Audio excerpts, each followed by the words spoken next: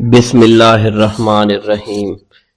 حضرت شیخ عبد القادر جیلانی رحمۃ اللہ علیہ کے والد ماجد حضرت سید ابو صالح کو جنگی دوست کہا جاتا تھا۔ ان کو یہ لقب کیوں پڑا؟ حضرت سید ابو صالح کو جنگ سے بہت زیادہ انس تھا، تبھی آپ کا لقب جنگی دوست ہوا کرتا تھا۔ جنگی دوست فارسی لفظ ہے جس کے معنی جنگ سے انس رکھنے والا ہے۔ آپ نے اپنے زمانہ کے بلند مرتبہ متقی اور پرہیزگار اور موضوع حقیقت سے واقف کار لوگوں میں سے تھے۔ کہتے ہیں کہ ریاضت و مجاہدات کے دوران ایک دفعہ آپ کو تیسرا فاقہ تھا۔ آپ دریا کے کنارے بیٹھے تھے کہ دریا میں ایک سیب بہتا ہوا دکھائی دیا، جسے آپ نے پکڑ کر تناول فرما لیا۔ بعد میں آپ کے دل میں یہ خطرہ گزرا کہ معلوم نہیں کس کا سیب تھا اور میں نے اس کو کیوں کر کھا لیا، میرے لیے اس کے کھا لینا کیوں کر حلال ہو سکتا ہے۔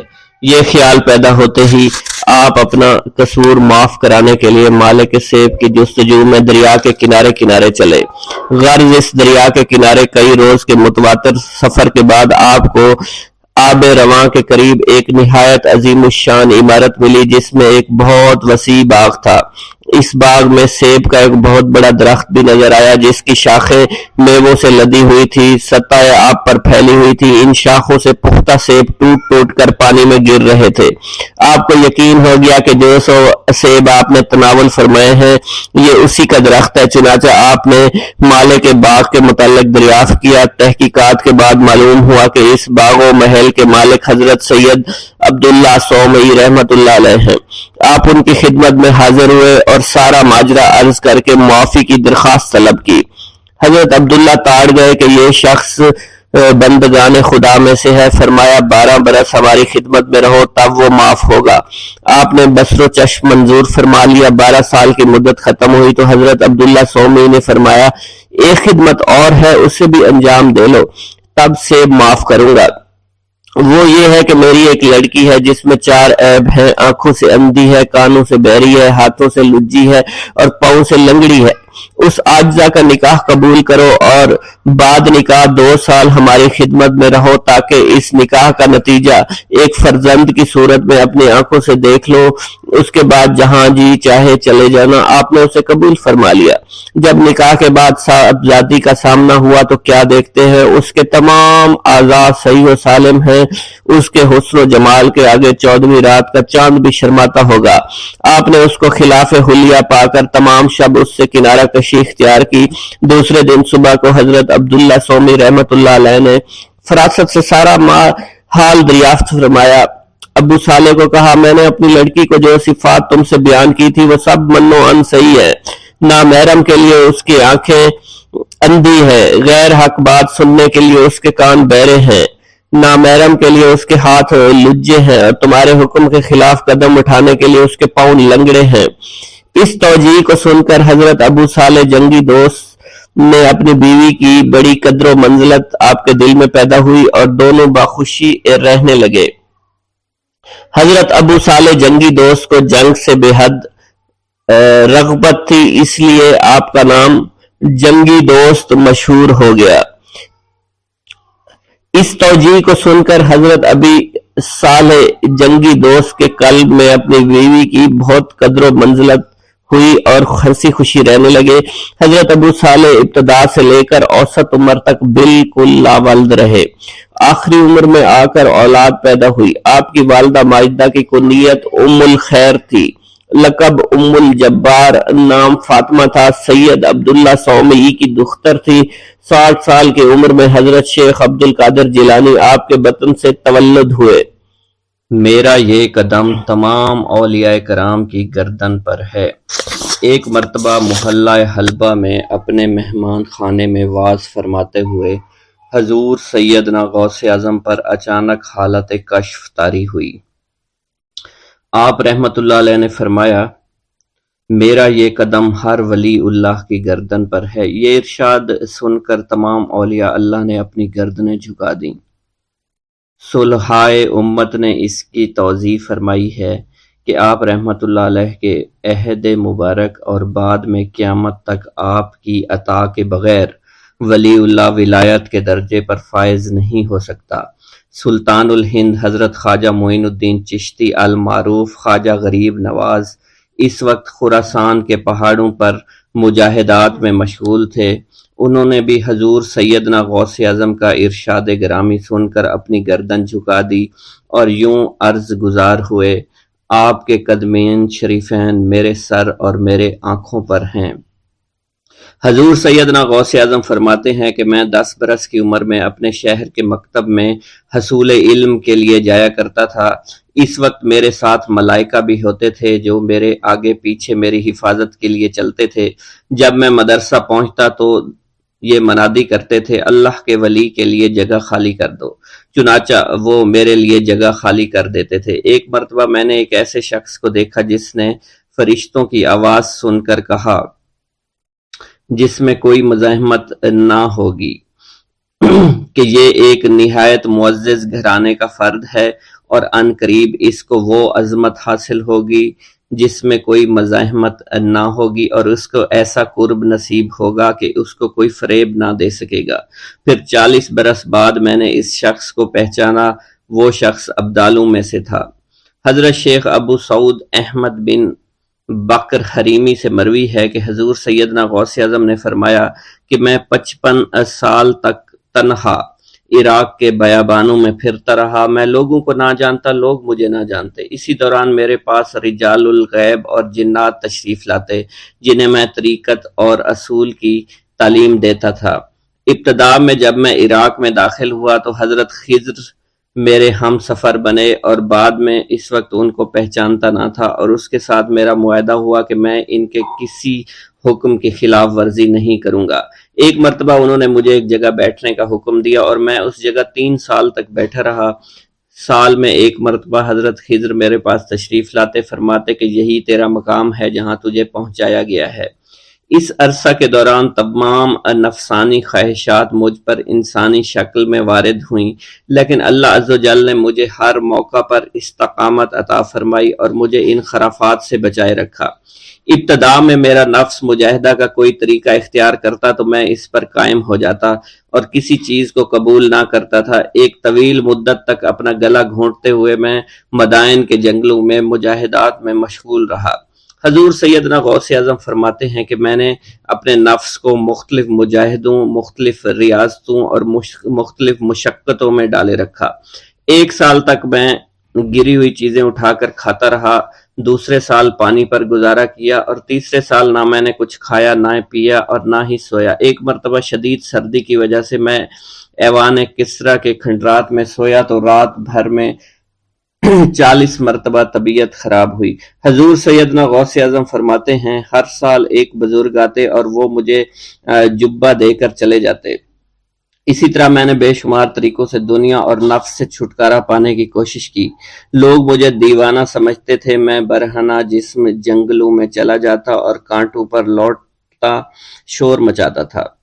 میرا تمام بدن سے خون جاری ہو جایا کرتا تھا اور لوگ مجھے اٹھا کر شفا خانے لے جایا کرتے، جہاں میری حالت مزید بگڑ جاتی۔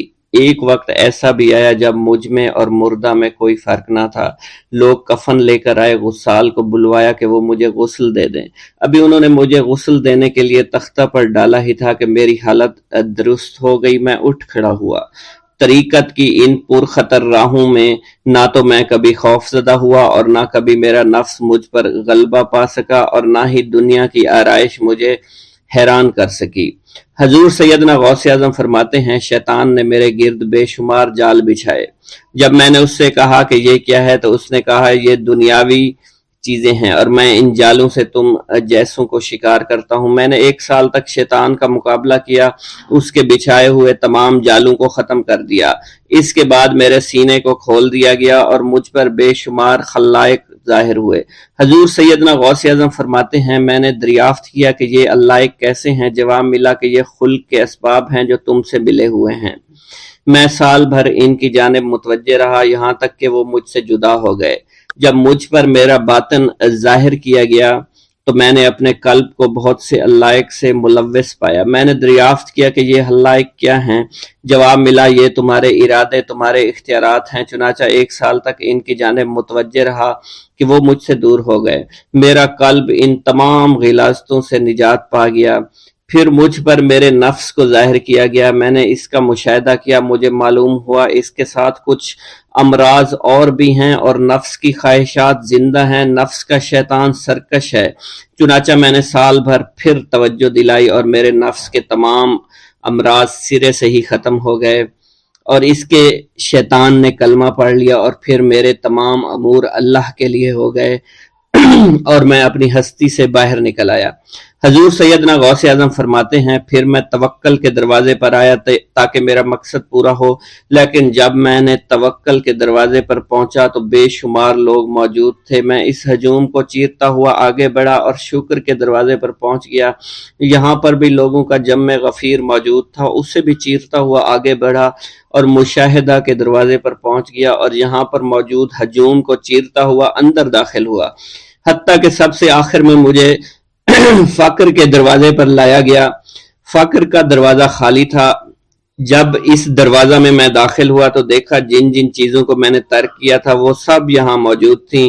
یہاں مجھے ایک بہت بڑے روحانی خزانے کی فتوحات سے نوازا گیا اور میرے لیے تمام دنیا کے خزانے کھول دیے گئے۔ مجھے روحانی عزت، دائمی فنا اور خالص آزادی عطا فرمائی گئی۔ میری تمام چیزیں جو میری ہستی اور میری صفات سب معدوم ہو گئیں اور میری ہستی کی جگہ کسی اور نے لے لی۔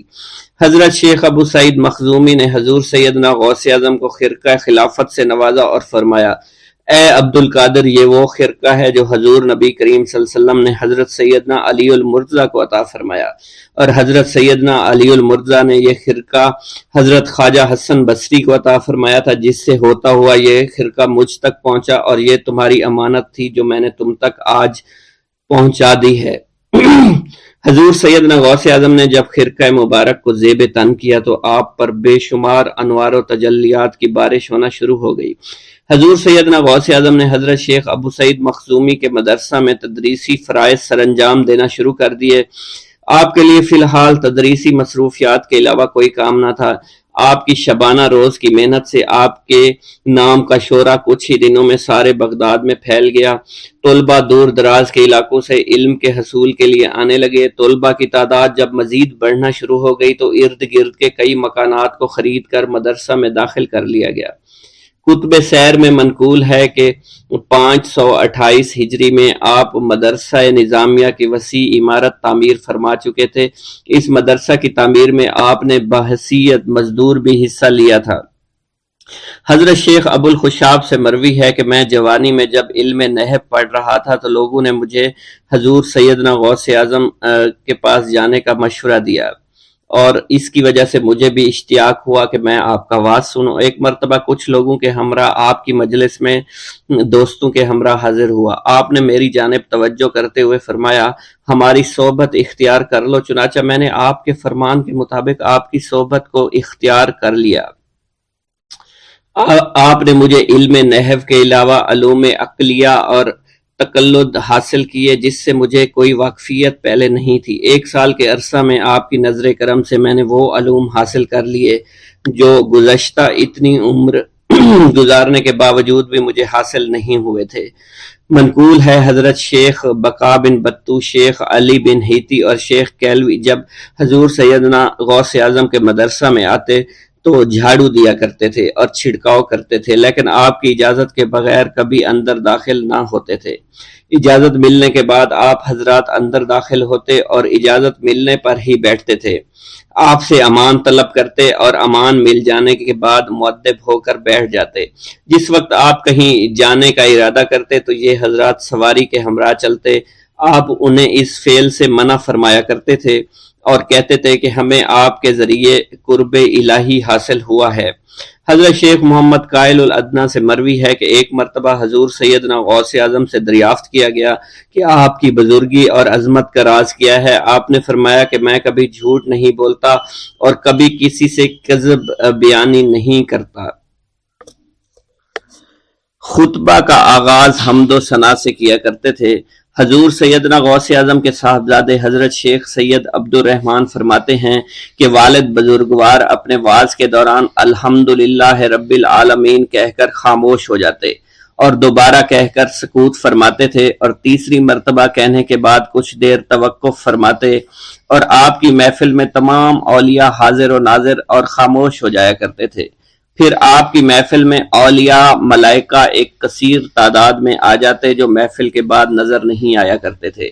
آپ اپنے خطاب کو یوں شروع فرماتے: تمام تعریفیں اللہ کے لیے ہیں، اس کی مخلوق کی تعداد اس کے عرش کے وزن کے مطابق، اور بے حد تعریفیں جس سے اس کی ذات راضی ہو جائے، اس کے کلمات کی روشنی کے مطابق، اس کے علم کے مطابق، اس کی مرضی اور منشا کے مطابق، اور اس کی مخلوق کے مطابق جسے اس نے پیدا کیا۔ وہی عالم الغیب ہے، رحمان و رحیم ہے۔ میں گواہی دیتا ہوں اس کے سوا کوئی عبادت کے لائق ہی نہیں ہے، اور تمام کائنات اس کی تخلیق ہیں۔ تمام تعریفیں اسی کے لیے ہیں۔ وہ زندہ ہے، ہمیشہ زندہ رہے گا۔ اسے موت نہیں آتی بلکہ وہ مارتا ہے۔ تمام بھلائیاں اسی کے لیے ہیں، اور واحد ہے، یکتا ہے، کوئی شریک نہیں ہے، کوئی وزیر نہیں ہے۔ اس نے نہ کسی کو جنا ہے اور نہ ہی اسے کسی نے جنا ہے۔ وہ بلند و بالا ہے، اس جیسا کوئی نہیں۔ میں اس کی گواہی دیتا ہوں، حضور نبی کریم صلی اللہ علیہ وآلہ وسلم اللہ کے رسول، اللہ کے پیغمبر ہیں۔ وہ تمام مخلوقات سے افضل ہیں۔ اللہ عز و جل نے ان کی ہدایت دے کر ان کو بھیجا تاکہ وہ دین اسلام کو تمام ادیان پر بلند کریں، خواہ مشرکین اس کو برا سمجھیں۔ اللہ راضی ہو خلیفہ اول حضرت سیدنا ابو بکر صدیق سے، جن کی تائید حق کے ساتھ تھی، جن کو حضور نبی کریم نے عقیق کا لقب دیا، جو پاک تھے، پاکیزہ نسل سے تعلق رکھتے تھے، جنہوں نے ہر موقع پر حضور نبی کریم صلی اللہ علیہ وسلم کی حمایت کی اور ان کی تصدیق فرمائی، اور اب بھی نبی کریم کے ہمراہ ابدی آرام فرما رہے ہیں۔ اللہ راضی ہو خلیفہ دوم حضرت سیدنا عمر فاروق رضی اللہ تعالی عنہ سے، جنہوں نے عمل کثیر کیے، جنہوں نے حق کو بلند کیا، جنہوں نے فیصلے کے لیے جن کو منتخب کیا گیا، جنہوں نے ہمیشہ حق بات کا ساتھ دیا، اور وہ بھی حضور نبی کریم صلی اللہ علیہ وسلم کے ہمراہ ابدی آرام گاہ میں آج بھی موجود ہیں۔ اللہ راضی ہو خلیفہ سوم حضرت سیدنا عثمان غنی رضی اللہ تعالی عنہ سے، جنہوں نے اپنے مال سے مسلمانوں کی امداد کی، قرآن مجید کی ترتیب و اشاعت احسن طریقے سے فرمائی، جنہوں نے امامت اور قرت سے محراب کو، ممبر کو مزین کیا، اور جو افضل الشہداء ہیں اور فرشتے بھی ان سے حیا کرتے ہیں۔ اللہ راضی ہو خلیفہ چہارم حضرت سیدنا علی المرتضیٰ سے، جو شجاعت و جواں مردی میں بے مثل ہیں، حضور نبی کریم صلی اللہ علیہ وسلم کے چچا زاد بھائی اور داماد ہیں۔ آپ دین اسلام کے امام و عالم ہیں، اور جن کے لیے حضور نبی کریم صلی اللہ علیہ وسلم نے فرمایا کہ میں تم پر فدا ہو جاؤں۔ اللہ راضی ہو حسنین کریمین حضرت سیدنا امام حسن امام حسین سے، جن کی نیکیاں تا حشر قائم رہنے والی ہیں اور جن کے مراتب بے مثل ہیں۔ اللہ نے ان کے قلوب کو نیکیوں کی جانب مائل کیا۔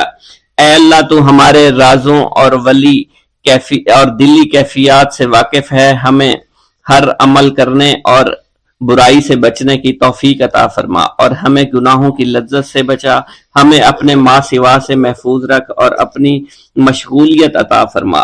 بے شک اللہ کے سوا کوئی عبادت کے لائق نہیں، جو چاہتا ہے وہی ہوتا ہے، اور وہی قوی اور وہی عظیم ہے۔ اے اللہ، ہمیں غفلت سے بچا اور ہمارے اوپر وہ بوجھ نہ ڈال جو تو نے پہلی امتوں پر ڈالا۔ اے ہمارے رب العالمین، ہمیں معاف فرما اور ہماری مغفرت عطا فرما، کیونکہ تو ہی ہمارا رب ہے، تو ہی ہمارا مولا ہے۔ آمین۔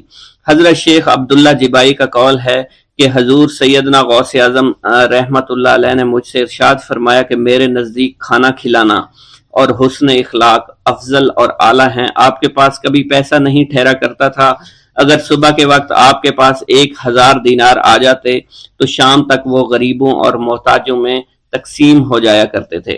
حضور سیدنا غوث اعظم کی پرورش نہایت ہی بابرکت ماحول میں ہوئی۔ آپ نے ابتدا میں گوشہ نشینی اختیار کی اور خود کو دنیاوی غلاظتوں سے پاک رکھا۔ آپ نے 51 برس کی عمر میں شادی کی۔ جب آپ سے اس بارے میں دریافت کیا گیا تو آپ نے فرمایا، جب مجھے حضور نبی کریم صلی اللہ علیہ وسلم نے نکاح کی اجازت دی تو میں نے نکاح کر لیا۔ حضور سیدنا غوث اعظم نے اپنی ذات کو اللہ عز و جل کی خوشنودی کے لیے وقف کر رکھا تھا۔ آپ کی راتیں جاگ کر گزرا کرتی تھی اور ساری رات آپ مراقبہ اور مشاہدہ میں گم ہوا کرتے تھے۔ آپ کی عادت مبارکہ تھی کہ آپ سجدہ کو دراز کیا کرتے تھے اور بیٹھ کر مراقبہ فرمایا کرتے تھے۔ اسی دوران آپ کا جسم مبارک نورانی شعاؤں کے زیر اثر ہوتا اور کئی مرتبہ آپ نورانی شعاؤں میں غائب ہو جایا کرتے تھے۔ حضرت شیخ ابو عبداللہ بن حسنین بن ابی الفضل فرماتے ہیں کہ حضور سیدنا غوث اعظم کے بعض دہقانی مریدین ہر سال آپ کے لیے گیہوں بوتے تھے اور جائز طریقہ سے اسے پالتے تھے۔ پھر آپ کے بعض مریدین اسے پیستے اور آپ کے لیے ہر روز 4-5 روٹیاں پکاتے اور شام کو آپ کے پاس روٹیاں لے کر آیا کرتے تھے۔ آپ حاضرین میں ایک ایک ٹکڑا تقسیم کر دیتے اور جو بچ جاتا وہ اپنے لیے رکھ لیا کرتے تھے۔ حضرت شیخ خضر حسنی سے منقول ہے، حضور سیدنا غوث اعظم ایک شکستہ دل فقیر کو دیکھا، آپ نے اس سے اس کی کیفیت کے متعلق دریافت کیا تو اس نے کہا کہ میں آج دریا کے کنارے گیا اور ملاح سے کہا مجھے دریا کے پار لے جائے۔ اس نے انکار کر دیا۔ میں اپنے اس افلاس کے سبب پریشان اور شکستہ دل ہوں۔ ابھی اس فقیر کا کلام جاری تھا کہ ایک شخص آپ کی خدمت میں حاضر ہوا اور 30 دینار آپ کی خدمت میں پیش کیے۔ آپ نے وہ دینار اس فقیر کو دے دیے اور فرمایا کہ اس ملاح سے کہنا کہ کسی فقیر کا سوال رد نہ کیا کرے۔ حضرت شیخ معمر ابو المظفر فرماتے ہیں میں نے حضور سیدنا غوث اعظم سے زیادہ کسی کو درگزر فرمانے والا آج تک نہیں دیکھا۔ آپ کی عطا کا یہ علم تھا، ایک محفل میں 400 لوگوں کو ولایت کے مقام اعلیٰ تک پہنچا دیا کرتے تھے، بھوکوں کو کھانا کھلانا، بیواؤں کی حاجت روائی کرنا۔ آپ کا معمول تھا جب کسی بیمار کے متعلق سنتے تو فوراً اس کی عیادت کے لیے تشریف لے جایا کرتے تھے۔ فقراء کو آپ رحمت اللہ علیہ کے در سے بغیر سوال کیے عطا ہو جایا کرتا تھا۔ حضور سیدنا غوث اعظم نے فرمایا کہ مخلوق سے کنارہ کشی سے پہلے علم حاصل کرو، کیونکہ جو شخص علم کے بغیر عبادت کرتا ہے وہ اصلاح سے زیادہ فساد میں مبتلا ہو جاتا ہے۔ تمہیں چاہیے کہ شمع شریعت اپنے ہمراہ لے کر علم کی روشنی میں علم عمل کرو، پھر اللہ تعالیٰ تمہیں علم لدنی کا وارث بنا دے گا جس سے تم ناواقف ہو۔ تمہیں چاہیے کہ تمام اسباب و ذرائع سے تعلق منقطع کر کے رشتہ داروں اور احباب سے جدائی اختیار کرو تاکہ تم اپنے زہد کی وجہ سے اپنی قوت باطنی اور اپنے حسن ادب کا مشاہدہ کر سکو۔ خدا کے علاوہ تمام عالم و اسباب سے اس خوف سے منقطع ہو جاؤ تاکہ تمہاری شمع معرفت نہ بجھ جائے، اور جب تم 40 دن اپنے رب کے لیے مخصوص کر دو گے تو تمہارے قلب سے حکمت کے چشمے جاری ہو جائیں گے اور تم معرفت الہی کی تپش کا مشاہدہ کرنے لگے گے جس کو حضرت موسیٰ علیہ السلام نے اپنے شجر قلب پر محسوس کیا تھا۔ اس کیفیت کے بعد تم اپنے نفس و خواہش، اپنے شیطان سے، اپنی طبیعت اور اپنے وجود سے کہو گے کہ ٹھہر جا، میں نے اس آگ کا مشاہدہ کر لیا ہے جو قلب موسیٰ علیہ السلام پر روشن ہوئی تھی۔ اس کے بعد تمہارے قلب میں باطن سے یہ آواز آنے لگے گی کہ میں ہی تمہارا رب ہوں، میری ہی عبادت کرو، میرے غیر کی اطاعت سے گریزاں ہو جاؤ، میرے سوا کسی سے تعلق مت رکھو، میری معرفت حاصل کر کے میرے غیر کو فراموش کرو، غیر سے اعراض کر کے میرے علم، میرے قرب، میرے ملک اور میری سلطنت کی جانب متوجہ رہو۔ جب تمہیں بقا الہی حاصل ہو جائے تو تمہاری زبان پر اندہ جاری ہو جائے گا اور تمام حجابات رفع ہو کر قلب سے کدورت زائل ہو جائے گی اور نفس کو مکمل سکون حاصل ہو جائے گا۔ پھر جب اس کے الطاف غالب ہو جائیں گے تو تمہیں خطاب کیا جائے گا، اے قلب، فرعون نفس کی طرف توجہ کر اور اس کو راہ ہدایت پر چلاتا ہوا میری جانب آ لے اور اس سے کہہ دے کہ میرا ہی اتباع کریں، پھر انہیں رشد کے راستے پر ہدایت کر کے اس سے تعلق قائم کر اور اس کے بعد پھر قطع تعلق کر کے دوبارہ استوار کر لے اور اسی طرح سے کرتا رہے۔ حضرت شیخ معمر سے منقول ہے، فرماتے ہیں ایک مرتبہ میں حضور سیدنا غوث اعظم شیخ عبد القادر جیلانی رحمت اللہ علیہ کی خدمت میں حاضر تھا۔ آپ بیٹھے کچھ لکھ رہے تھے، اسی دوران چھت سے 3 مرتبہ مٹی گری، چوتھی مرتبہ ایسا ہوا آپ نے جلال میں آ کر اس جگہ دیکھا جہاں سے مٹی گر رہی تھی۔ اسی دوران ایک چوہا اس جگہ سے نیچے گرا اور مر گیا۔ یہ چوہا ہی وہاں سے مٹی کھود رہا تھا۔ حضرت شیخ عمر بن مسعود بزاز فرماتے ہیں حضور سیدنا غوث اعظم وضو فرما رہے تھے، اسی دوران ایک چڑیا نے آپ کی قمیض پر بیٹ کر دی۔ آپ نے جلالی نظروں سے چڑیا کو دیکھا، وہ چڑیا اسی وقت نیچے گری مر گئی۔ آپ نے وضو سے فارغ ہونے کے بعد قمیض کے اس حصے کو دھویا اور پھر اپنی قمیض مبارک اتار کر مجھے دی اور فرمایا اس کو فروخت کر کے اس کی رقم کو خیرات کر دو، یہ اس کا بدلہ ہے۔ حضور سیدنا غوث اعظم کے زمانہ میں بہت ہی گناہگار شخص تھا، اس کے دل میں آپ سے بے پناہ محبت تھی۔ جب اس کے مرنے کے بعد دفن کیا گیا تو قبر میں منکر نکیر نے سوالات کیے تو اس نے سوال کے جواب میں عبد القادر جواب دیا۔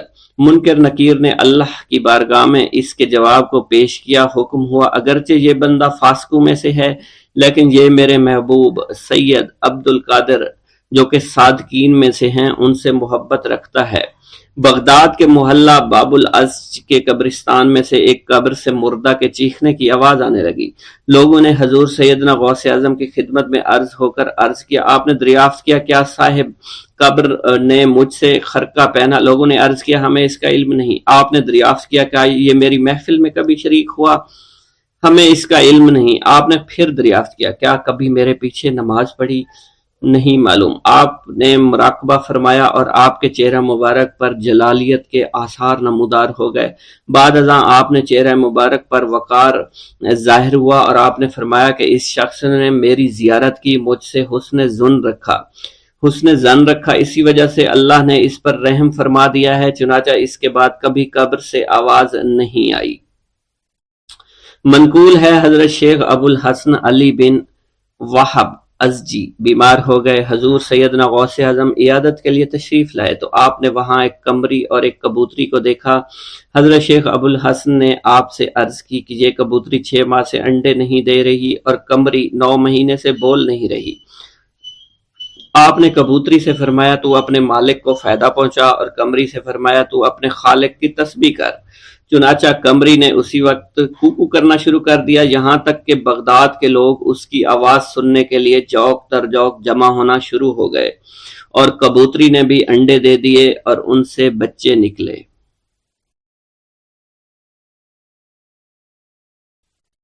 بسم اللہ الرحمن الرحیم۔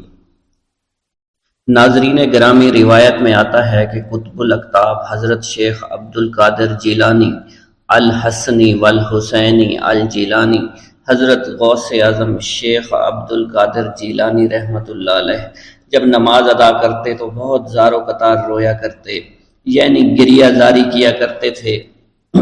روتے روتے آپ کی ہچکی بن جایا کرتی تھی۔ جب آپ رحمت اللہ علیہ مسجد میں اپنے مریدین اور شاگردوں کے ساتھ باجماعت نماز پڑھتے، اللہ پاک کی محبت اور عشق میں اتنے ڈوب کر عبادت کرتے کہ ان کے شاگرد آپ کی رقت آمیزی کو دیکھ کر یعنی رونے کے انداز کو دیکھتے اور کہتے اگر اصل نماز دیکھنی ہے تو غوث پاک کی نماز کو دیکھا جائے۔ تو ایک بار کا ذکر ہے کہ آپ رحمت اللہ علیہ عراق کی مسجد میں سے باجماعت نماز پڑھ کر باہر نکلے، آپ کے مریدین بھی آپ کے ساتھ تھے۔ آپ نے دیکھا کہ اسی محلے میں کچھ بچے اخروٹ کے ساتھ کھیل رہے ہیں۔ آپ بچوں سے بہت پیار کیا کرتے تھے، گویا کہ خود بچپن میں کبھی بچوں کی طرح کھیل کود نہیں کر سکے، لیکن بچوں کو دیکھ کر آپ مسکراتے تھے۔ آپ آگے بڑھنے لگے اور مریدین کی بڑی جماعت بھی آپ کے ساتھ تھی۔ ابھی آپ زیادہ دور نہیں گئے تھے کہ ان بچوں نے ایک دوسرے کے کان میں کچھ بولنا شروع کر دیا اور اشارے میں باتیں کرنے لگے کہ کیا خیال ہے کہ جو بابا جی سب سے نمایاں ہیں، نورانی چمکتے ہوئے چہرے والے ہیں، سب سے آگے چل رہے ہیں، ان کو بولا جائے جو فرمائش ہمیں کرنی ہے ان سے کر دیں، کیا یہ ہمیں ڈانٹیں گے تو نہیں؟ تو کچھ سمجھدار بچے ہم زبان ہوئے اور کہا نہیں نہیں، یہ جو بابا ہے نا بہت اچھے ہیں، ان سے جو کچھ کہو گے انہوں نے وہ ہماری بات پوری کرنی ہے، ہم ان سے ایک میٹھی اور لذیذ چیز آج منگواتے ہیں۔ تو ان میں سے ایک بچہ جو سب سے بڑا تھا پاس آیا اور کہا بابا میری بات سنیں۔ آپ نے بہت پیار اور شفقت سے اس کے سر پر ہاتھ رکھا اور کہا بیٹا کہو۔ اس نے کہا کہ میرا دل کر رہا ہے کہ میں آپ سے کچھ مانگوں۔ آپ نے فرمایا کہ کہو بیٹا کیا چاہتے ہو؟ وہ کہنے لگا کہ مجھے آپ اس فلاں جلیبی والے سے جلیبی لا کر دے سکتے ہیں، میرا کھانے کا بہت دل کر رہا ہے۔ میں چلا جاتا، لیکن بابا میری باری آنے والی ہے، جب تک میں جلیبی لے کر وہاں آؤں گا میری باری چلی جائے گی۔ آپ رحمت اللہ علیہ کے وہاں کے مشہور بزرگ بڑے سردار لوگ ہیں، آپ کے خادمین آپ کے نوکر بننے کے لیے جان کی بازی لگانے کو تیار رہتے ہیں۔ ادھر وہ بچے آپ کے رتبے کو بھی دیکھ رہے تھے اور یہ بھی دیکھ رہے تھے کہ آپ کون سی شخصیت ہے، لیکن پھر بھی اتنے سارے لوگوں کو چھوڑ کر آپ سے وہ بچہ کہتا ہے کہ بابا مجھے جلیبی لا کر دے دیں۔ بابا جی نے کہا کہ ٹھیک ہے میں لا کر دے دیتا ہوں۔ آپ کا ایک مرید آپ کے پاس آیا اور کہا حضرت آپ کیوں اس بات پر توجہ دے رہے ہیں، آپ اس بچے کی فرمائش پر جلیبی لا رہے ہیں۔ حضرت آپ پر میری جان قربان ہو، میں اس بچے کو جلیبی لا کر دے دیتا ہوں۔ آپ رحمت اللہ علیہ نے اسے اپنے ہاتھ کے اشارے سے منع فرمایا اور کہا اس نے مجھ سے کہا ہے نا تو میں ہی اس کی خواہش کو پورا کروں گا۔ پھر آپ رحمت اللہ علیہ اس جلیبی والے کے پاس تشریف لے گئے اور جلیبی والا کچھ دیر پہلے اداس بیٹھا ہوا تھا، آپ رحمت اللہ علیہ اس کی دکان میں تشریف لے گئے تو وہ خوشی خوشی سے جھومنے لگا۔ آپ رحمت اللہ علیہ نے اس جلیبی والے سے جلیبی لی، اس نے خوشی خوشی آپ رحمت اللہ علیہ کے ہاتھوں میں جلیبی تھما دی۔ وہ آدمی لگ بھگ 70 سال کا تھا، اس بڑھاپے میں بھی وہ کام کرنے پر مجبور تھا۔ اس کی آنکھوں میں آپ رحمت اللہ علیہ کو دیکھ کر آنکھوں سے آنسو آ گئے۔ اس نے روتے ہوئے کہا اللہ کا لاکھ لاکھ شکر ہے، اس نے میری دعا سن لی۔ آپ نے میری دکان میں قدم رکھے تو کئی دنوں سے آپ کے انتظار میں یہاں بیٹھا ہوا تھا۔ میں جانتا تھا کہ آپ ضرور میری دکان پر تشریف لائیں گے۔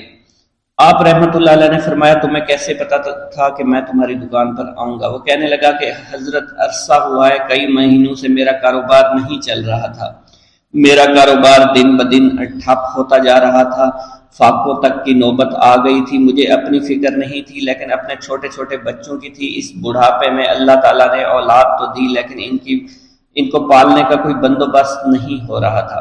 میں نے اپنی اس پریشانی کا ذکر کسی سے کیا تو اس نے کہا کہ عراق کے ایک شہر میں چلے جاؤ، وہاں پر کوئی ایک فقیر ہے، اس سے دعا کراؤ، وہ جس کے لیے دعا کرتے ہیں اس کا کام بن جاتا ہے۔ میں اتنا پریشان تھا کہ اس آدمی کے کہنے پر اس فقیر سے ملنے چلا گیا۔ اس کی تلاش کر کے میں نے اس سے کہا تم میرے لیے دعا کرو تاکہ میرے کاروبار میں ترقی ہو جائے اور میرے رزق میں برکت ہو جائے اور تنگ دستی دور ہو جائے تاکہ میں بیوی بچوں کا پیٹ پال سکوں۔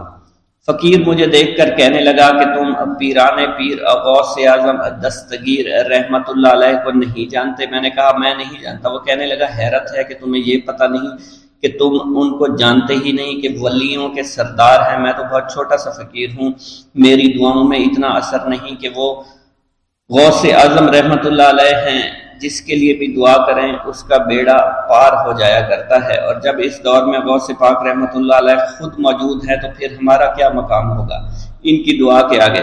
ہماری دعا کچھ بھی نہیں ہے۔ میں نے کہا اگر یہ بات ہے کہ آپ سے بڑا کوئی بزرگ ہے تو مجھے بتائیے کہ غوث پاک رحمت اللہ علیہ مجھے کہاں ملیں گے اور میں کہاں جاؤں ان سے ملنے کے لیے؟ وہ کہنے لگا کہ وہ جیلان میں ہیں، تم ادھر جاؤ، ہماری کیا جرت کہ آپ کے لیے دعا کریں۔ آپ رحمت اللہ علیہ جس کے لیے بھی دعا فرماتے ہیں اس کا بیڑا پار ہو جاتا ہے اور اس کو کہیں بول جانے کی ضرورت نہیں ہوتی۔ حضور جب اس فقیر نے مجھے یہ بات کہی تو فوراً جیلان شریف میں آ گیا اور یہاں پر میں نے آپ کی تلاش شروع کی۔ آج دیکھیے آپ خود بخود میری دکان پر تشریف لائے ہیں۔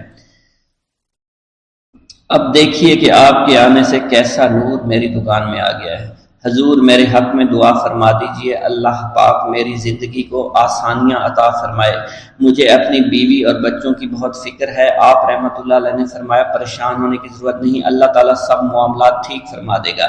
یہ کہہ کر آپ تشریف لے گئے، اس بچے کے پاس آئے اور اس کے ہاتھ میں جلیبی تھما دی۔ ابھی وہاں سے جانے والے تھے، دوسرا بچہ آیا، اس نے کہا کہ بابا آپ نے اس سے تو جلیبی لا کر دی ہے، مجھے بھی لا کر دیں۔ آپ نے اس سے بھی تسلی دی اور کہا میں تمہیں بھی جلیبی لا کر دے دیتا ہوں بیٹا۔ یہ دیکھ کر مریدین بہت غصہ ہونے لگے اور کہا کہ حضور ہم اس بچے کو جلیبی لا کر دے دیتے ہیں، آپ کیوں زحمت کرتے ہیں؟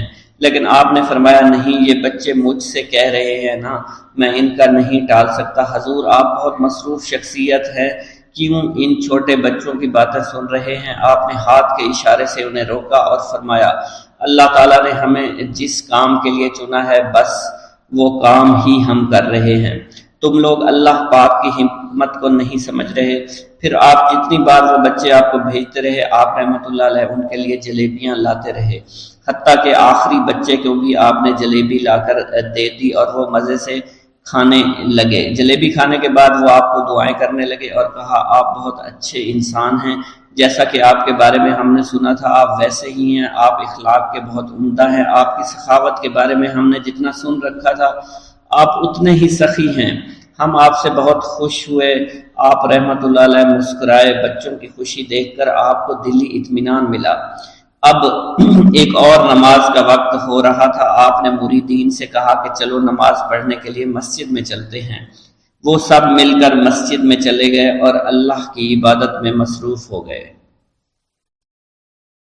حضرت شیخ ابراہیم قندوزی کی آمد۔ ایک دن حضرت خواجہ معین الدین چشتی حسب معمول درختوں کو پانی دے رہے تھے۔ حضرت شیخ ابراہیم قندوزی گھومتے پھرتے اسی باغ کی طرف آن نکلے۔ حضرت شیخ ابراہیم قندوزی اسی آبادی میں رہا کرتے تھے جہاں آپ مقیم تھے، اور وہ اللہ عز و جل کے عشق میں اس قدر ڈوبے ہوئے تھے کہ ان پر عشق حقیقی کی وجہ سے اکثر خود فراموشی کی حالت طاری رہتی تھی۔ آبادی کے بچے اور بوڑھے انہیں مجذوب کہا کرتے تھے اور قدر کی نگاہ سے دیکھا کرتے تھے۔ جس وقت آپ کی نظر حضرت شیخ ابراہیم قندوزی پر پڑی تو سب کام چھوڑ کر آپ ان کی جانب متوجہ ہو گئے، آگے بڑھ کر خوش آمدید کہا اور دست مبارک کو بوسہ دیا، پھر نہایت عزت اور احترام کے ساتھ ایک سایہ دار درخت کے نیچے بٹھایا۔ ان دنوں انگوروں کا موسم تھا، کچھ پکے ہوئے خوشے بیلوں سے اتار کر آپ کی خدمت میں پیش کیے اور خود باادب ہو کر دو زانوں بیٹھ گئے۔ حضرت شیخ ابراہیم قندوزی کو حضرت خواجہ معین الدین چشتی کی مہمان نوازی کا انداز بہت پسند آیا۔ آپ کا یہ ادب بہت بھلا محسوس ہوا۔ حضرت شیخ ابراہیم قندوزی پہچان گئے کہ یہ بچہ نہایت ہونہار اور راہ حق کا متلاشی ہے۔ حضرت شیخ ابراہیم قندوزی نے اپنی جیب سے ایک کھلی کا ٹکڑا نکالا، دندان مبارک سے چبا کر خواجہ معین الدین چشتی کے دہنے مبارک میں ڈال دیا۔ وہ کھلی کا ٹکڑا شباب معرفت کا جام تھا جسے پیتے ہی آپ پر خودی کی کیفیت طاری ہو گئی اور نگاہوں سے تمام حجابات دور ہو گئے، آنکھوں میں نور ہی نور چھا گیا، تعینات کے حجابات سامنے سے اٹھ گئے، جوش حیرت قلب پر طاری ہو گیا، آنکھیں کھلی کی کھلی رہ گئیں۔ یہ نہیں کہا جا سکتا حضرت خواجہ معین الدین چشتی اس حالت فراموشی میں کب تک آئینہ حیرت بنے رہے۔ جب آپ کو ہوش آیا تو ساقی جام معرفت محفل سے اٹھ چکا تھا، دل قابو سے باہر ہو گیا، طبیعت پر جبر کر کے دامن صبر قرار تھام کر کے بیٹھ گئے۔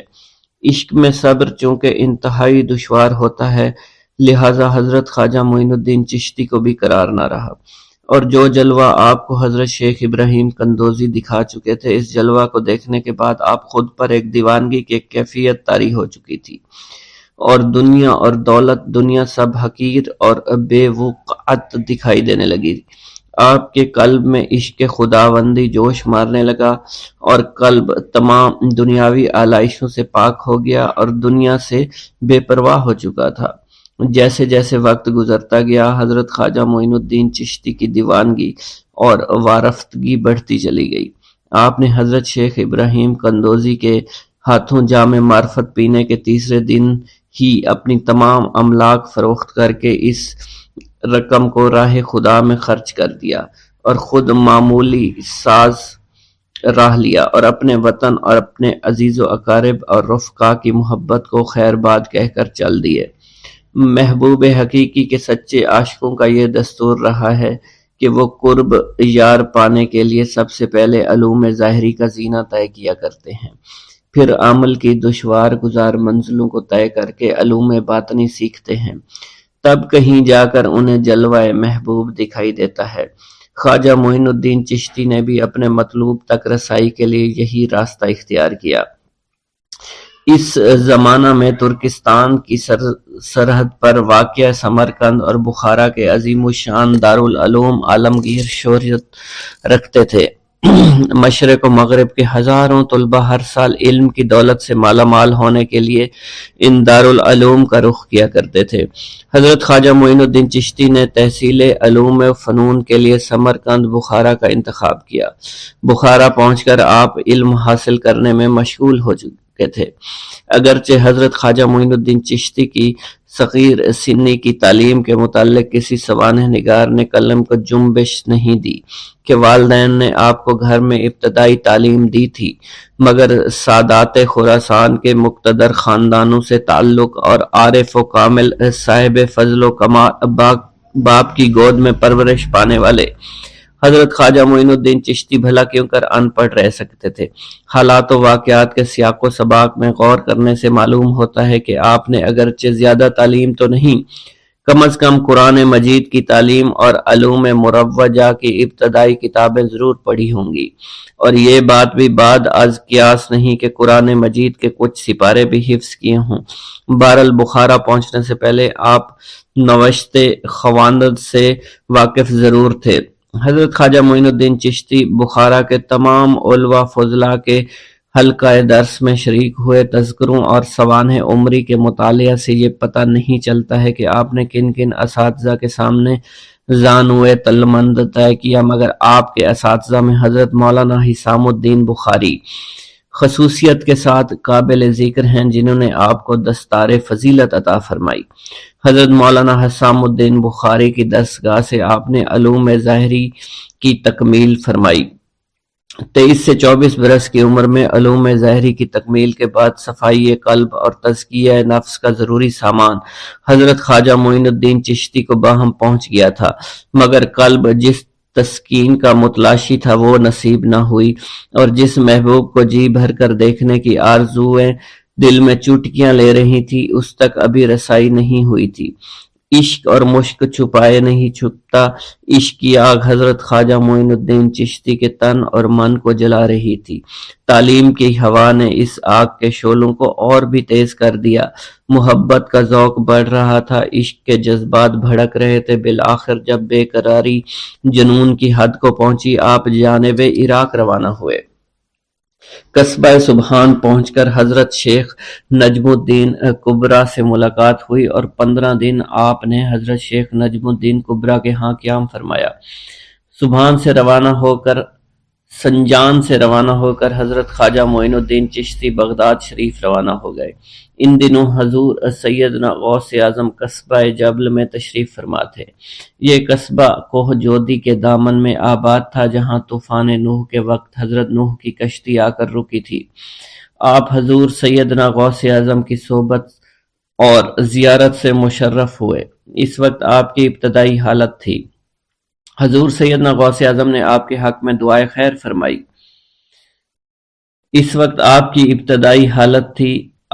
حضور سیدنا غوث اعظم نے آپ کے حق میں دعا فرمائی۔ انہوں نے بشارت دی کہ آپ مقتدائے روزگار ہوں گے۔ خلق اللہ آپ سے فیض یاب ہو گئی۔ آپ نے حضور سیدنا غوث اعظم کے پاس کچھ عرصہ قیام کیا اور واپس تشریف لے گئے۔